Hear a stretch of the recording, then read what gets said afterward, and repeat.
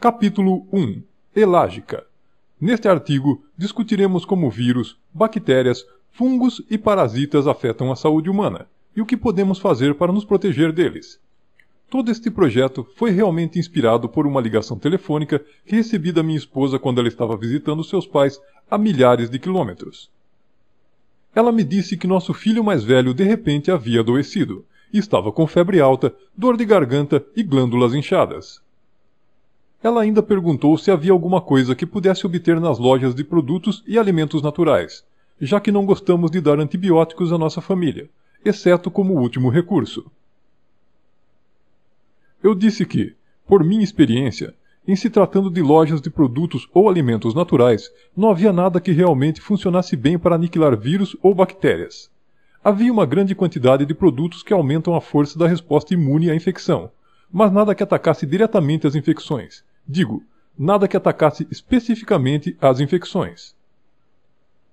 Bem, então por que não começar com algo que aumente a força de seu sistema imunológico? Ela me perguntou. Nosso filho tinha um bom sistema imunológico, e deste modo era garantido que a presença de qualquer infecção iria certamente estimular uma resposta imune muito mais poderosa. Usar extratos de ervas para aumentar a atividade de seu sistema imunológico não resultaria em nada, já que o estado de alerta do sistema já produzia anticorpos, células naturalmente destruidoras, células brancas do sangue e todos os agentes imunes que eram necessários para combater qualquer infecção que ele viesse a ter.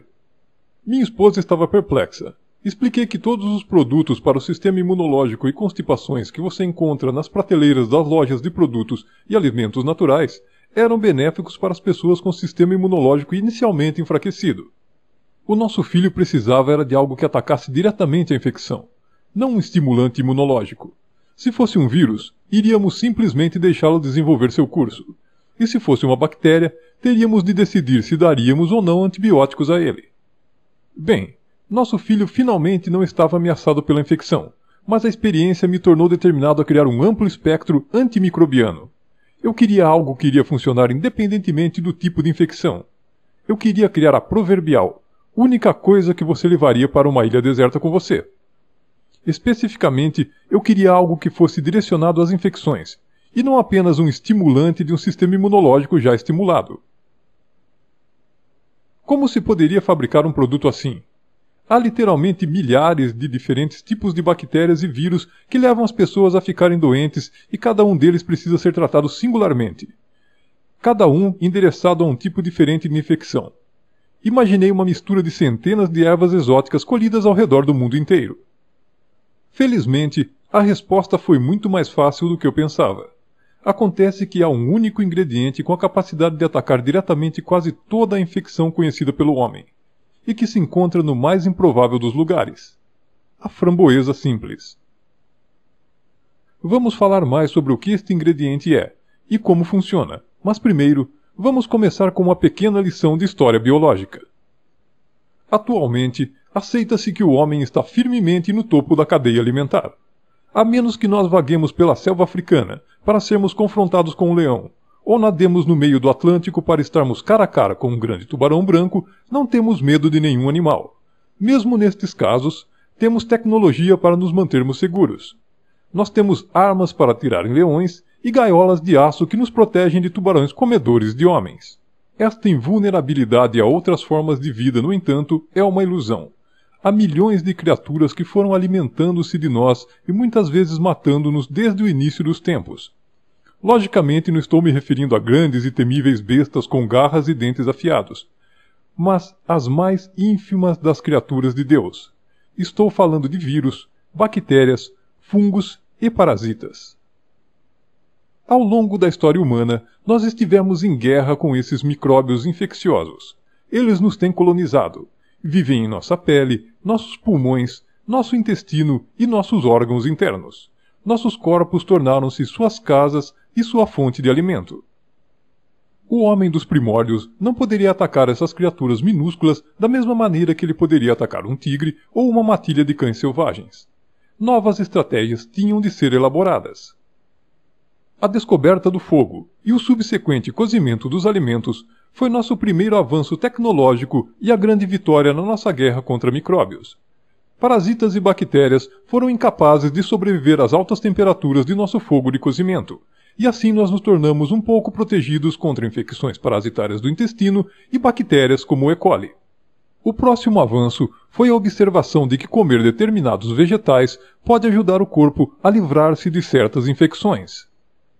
Este corpo de conhecimento foi o primeiro que aprendemos, observando quais plantas os animais doentes iriam comer para recuperar a sua própria saúde, e assim, isso passou a representar as verdadeiras origens da medicina moderna. O próximo avanço foi a domesticação dos gatos. Os gatos nos ajudaram a caçar ratos e camundongos que foram atraídos pela comida e o lixo dos nossos assentamentos. Nas comunidades onde os gatos eram desconhecidos, a população de ratos e camundongos cresceu, e não foi possível erradicá-los. Os ratos e camundongos não eram o problema. Certamente eles eram um incômodo, mas o verdadeiro perigo que representavam vinha de infecções por eles transportadas. Em 1347, a peste negra, uma doença contaminada por ratos e camundongos, matou 1/3 da população da Europa. Melhor saneamento, canalização e refrigeração foram os próximos grandes avanços na nossa guerra contra micróbios. De início, pilhas de lixo eram atirados em assentamentos que atraíam enxames de moscas e outras doenças propagadas por outros insetos. Em vez de resíduos humanos serem jogados das janelas para as ruas, foram instaurados encanamentos e serviços de remoção de lixo.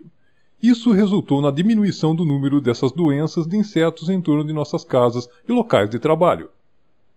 O aquecimento e resfriamento fazia com que se tornasse mais fácil de lavar roupas de cama em uma constância mais regular, minimizando os ácaros e fungos que faziam de nossos cobertores seu quartel-general para o ataque noturno em nossa pele.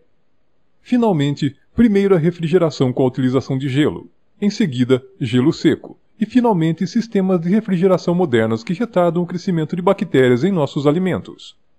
O mais recente e importante avanço foi, naturalmente, a descoberta de antibióticos por Alexander Fleming em 1929. Observando determinados grupos de bactérias, ele foi capaz de descobrir a penicilina. Isto levou a ambos uma compreensão mais profunda de bactérias em geral, bem como toda uma indústria dedicada à procura de maneiras novas e mais eficazes para matar bactérias.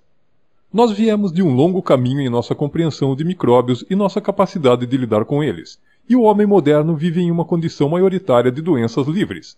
Ainda assim, a questão permanece. Podemos fazer melhor? Nós podemos diminuir o número e a gravidade das infecções infantis? Nós podemos prevenir ou reduzir a duração do resfriado comum? Podemos livrar-nos das infecções crônicas que fazem de nós sua morada? Podemos finalmente ganhar a guerra contra micróbios, a qual começou há muito tempo? Vamos olhar para os diferentes tipos de micróbios que enfrentamos e ver o que pode ser feito sobre eles. As 4 principais classes de infecções são vírus, bactérias, fungos e parasitas. Vamos começar com os vírus. Vírus estão entre as mais perigosas infecções que nós, como uma espécie, temos que lidar. Ao contrário de outros micróbios que normalmente são espalhados por vermes ou insetos, vírus podem ser espalhados diretamente de humano para humano, através de um espirro ou tosse. A varíola matou cerca de 500 milhões de pessoas no século passado e a gripe, outros 100 milhões no foco de 1918. Agora, com a superpopulação em cidades onde as pessoas estão muito perto e tendo em conta a facilidade de viagens internacionais, uma pandemia viral em destaque seria muito pior. De acordo com os Centros de Controle de Doenças, se outra grande pandemia de gripe ocorresse hoje, a estimativa de mortos seria de 1 bilhão. Enquanto os pesquisadores furiosamente estão desenvolvendo medicamentos antivirais, uma medicação antiviral verdadeiramente eficaz e de amplo espectro ainda não está ao alcance. Ainda assim, nós não precisamos de um olhar apocalíptico para ver os efeitos do vírus. Os vírus hoje são muito subestimados como causa de doença crônica. Não é apenas pelo fato de milhões de pessoas atualmente sofrerem de infecções virais, como hepatite C, AIDS e herpes, que afetam, nas ruas, os homens e mulheres comuns. Todos, sem exceção, estão infectados com o vírus Epstein-Barr, citomegalovírus e herpes. A maioria das